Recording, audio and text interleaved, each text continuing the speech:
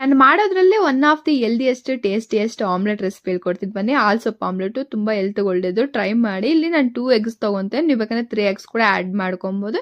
ಇವಾಗ ನಾನು ಮೋಕ್ಷಿತ ಮಾಡ್ತೇನೆ, ನಾನು ಕೂಡ ಸ್ವಲ್ಪ ತಿಂತೀನಿ, ಅವಳಿಗೆ ನನಗೂ ಸೇರಿಸಿ ಮಾಡ್ತಾ ಇದ್ದೀನಿ.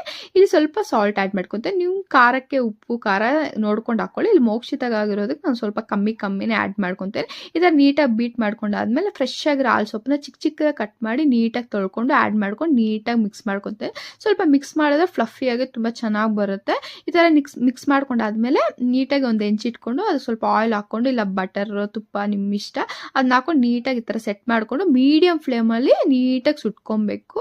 ಅವಾಗ ನೀಟಾಗಿ ಕುಕ್ ಆಗುತ್ತೆ ಸೊಪ್ಪೆಲ್ಲ ಕೂಡ. ನೀಟಾಗಿ ನೋಡಿ ಈ ಥರ ಕುಕ್ ಆದಮೇಲೆ ನೀಟಾಗಿ ಟರ್ನ್ ಮಾಡಿಕೊಂಡು ಇದನ್ನು ನೀಟಾಗಿ ನೋಡಿ ಆ ಥರ ಫ್ಲಫಿಯಾಗಿ ಬಂದಿದೆ, ಟೇಸ್ಟಿಯಾಗಿ ತುಂಬ ಚೆನ್ನಾಗಿರುತ್ತೆ. ನೀವು ಕಂಪಲ್ಸರಿ ಟ್ರೈ ಮಾಡಿ, ಇಷ್ಟ ಆಗುತ್ತೆ. ನಮ್ಮ ಮೋಕ್ಷಿತಾಗ ಆದಷ್ಟು ನಾನು ಸ್ನ್ಯಾಕಾಗೆ ಇದೇ ಪ್ರಿಫರ್ ಮಾಡ್ತೀನಿ.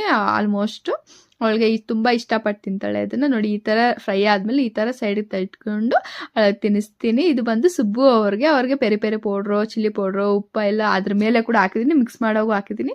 ನಾವು ತಿನ್ನೋವಾಗ ಸ್ವಲ್ಪ ಸ್ಪೈಸಿಯಾಗಿ ಇಷ್ಟ ಆಗುತ್ತಲ್ವ, ಅದಕ್ಕೆ ಇದು ಮೋಕ್ಷಿತಾಗೆ ನೋಡಿ ತಿಂತಿದ್ದಾಳೆ, ಅವ್ಳಿಗೆ ತುಂಬ ಇಷ್ಟ ಆಯಿತು. ನೀವು ಟ್ರೈ ಮಾಡಿ, ನಿಮಗೆ ಇಷ್ಟ ಆಗುತ್ತೆ.